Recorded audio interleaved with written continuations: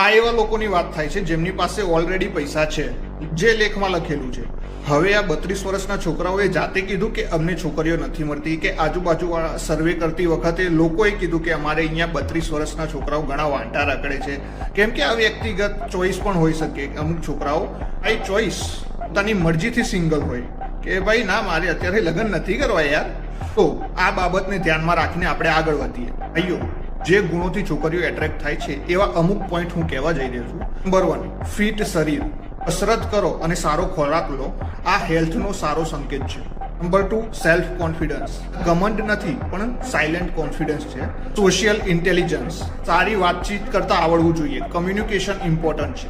Number 4, emotional stability. નાની વાતમાં ગુસ્સે ના થવું અને મુશ્કેલ સમયમાં પણ શાંત રહેવું ડિસિઝન લેવા માટે. Number 5, goal, purpose. અત્યારે તમારી પાસે જોઈએ એટલું છે, એના સિવાય તમારે કંઈ ગોલ છે જેની તરફ તમે આગળ વધી રહ્યા છો. Number 6, grooming. સાફ કપડાં, સારી હાઇજીન, વાળ અને દાઢી સેટ રાખવી. Number 7, decision making. જવાબદારી અને નિર્ણય લેવાની ક્ષમતા. આ અમુક સોફ્ટ સ્કિલ પ્રેઝન્ટેશન પર કામ કરવાથી તમે આકર્ષક બની શકો છો.